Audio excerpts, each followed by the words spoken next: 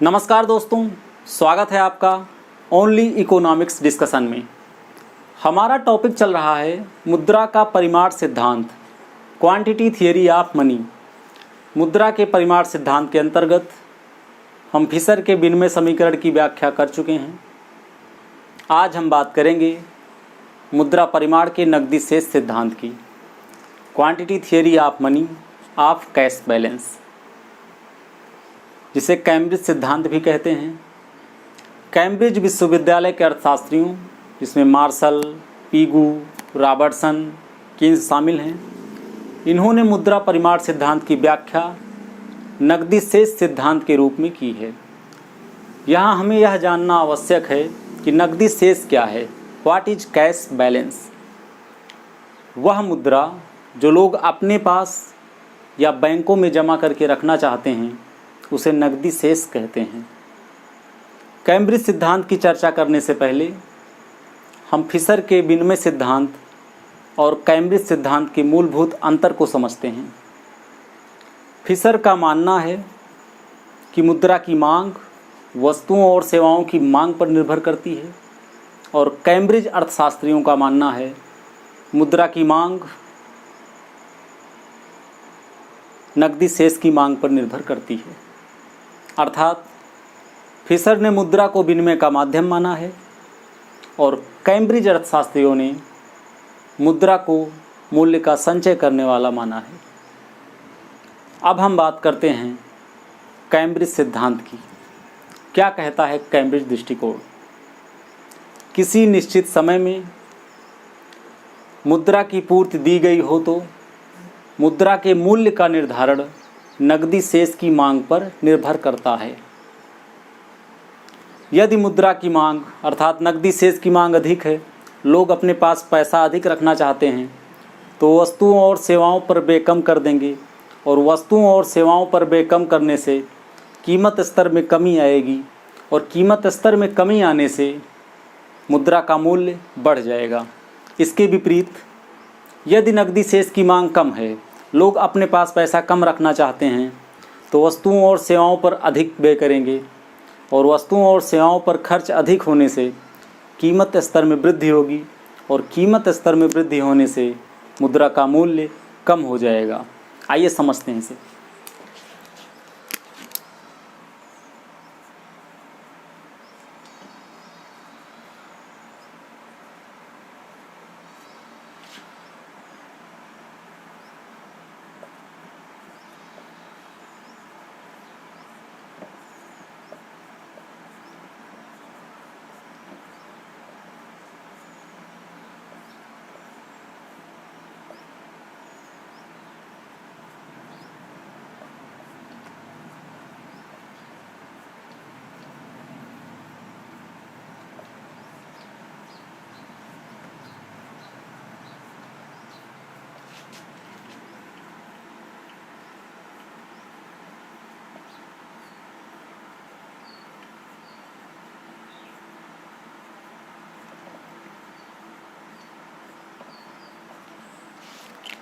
मुद्रा की मांग अर्थात नकदी शेष की मांग अधिक होने पर वस्तुओं और सेवाओं पर व्यय कम हो जाएगा, और वस्तुओं और सेवाओं पर व्यय कम होने से कीमत स्तर में कमी आएगी।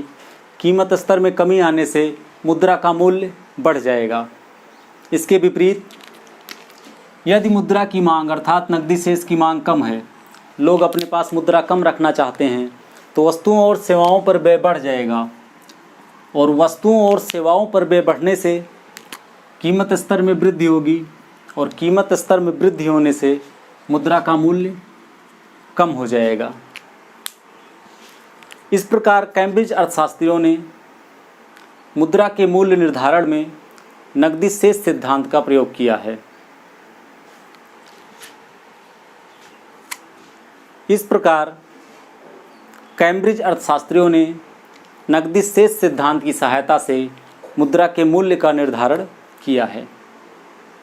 अब हम बात करते हैं मार्शल के समीकरण की।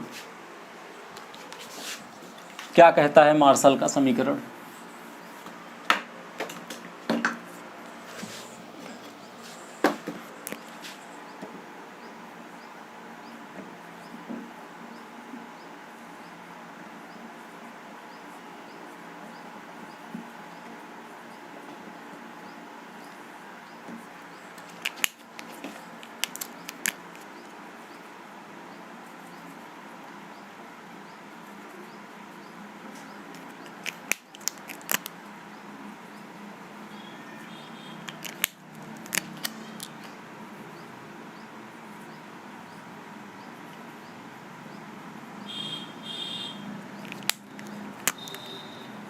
जहाँ यम मुद्रा की कुल मात्रा,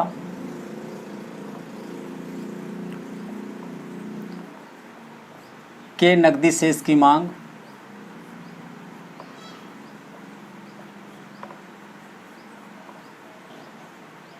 पी कीमत स्तर और वाई लोगों की वास्तविक आय को प्रदर्शित करता है।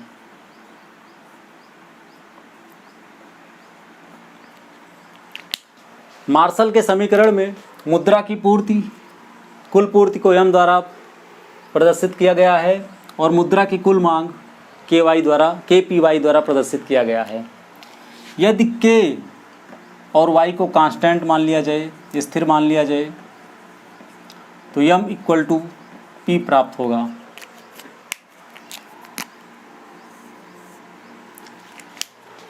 यम इक्वल टू पी प्राप्त होगा तो यह प्रदर्शित करता है कि मुद्रा की मात्रा और कीमत स्तर में सीधा संबंध होता है। मुद्रा की मात्रा में जैसे जैसे वृद्धि होगी, कीमत स्तर भी बढ़ता जाएगा और मुद्रा की मात्रा में जैसे जैसे कमी आएगी, कीमत स्तर भी कम होता जाएगा। यम इक्वल टू पी यह प्रदर्शित करता है कि मुद्रा की पूर्ति और कीमत स्तर में सीधा संबंध होता है। Direct relation between money supply and price level. यदि k इक्वल टू 1/v, जहाँ v व्यय की दर अर्थात मुद्रा का चलन वेग है,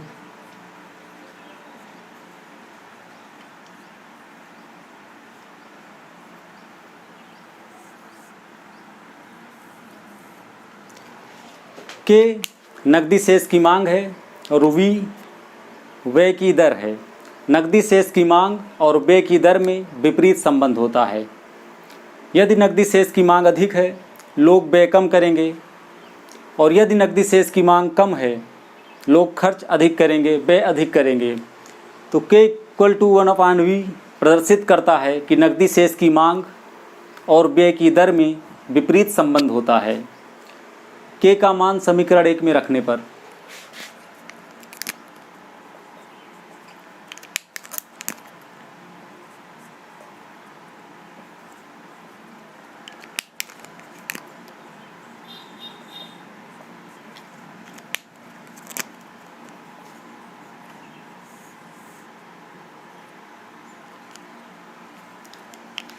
के का मान समीकरण 1 में रखने पर यम वी बराबर पी वाई प्राप्त होता है, जो कि फिशर के समीकरण यम वी बराबर पी टी के इक्वल है।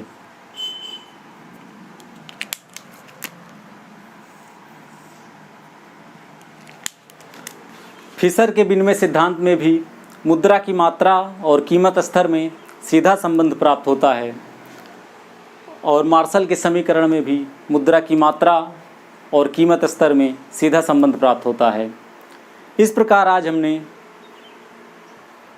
मुद्रा परिमाण के कैम्ब्रिज सिद्धांत के अंतर्गत मार्शल के समीकरण का विश्लेषण किया। अगले वीडियो में हम बात करेंगे पीगू, कीन्स और रॉबर्टसन के समीकरण।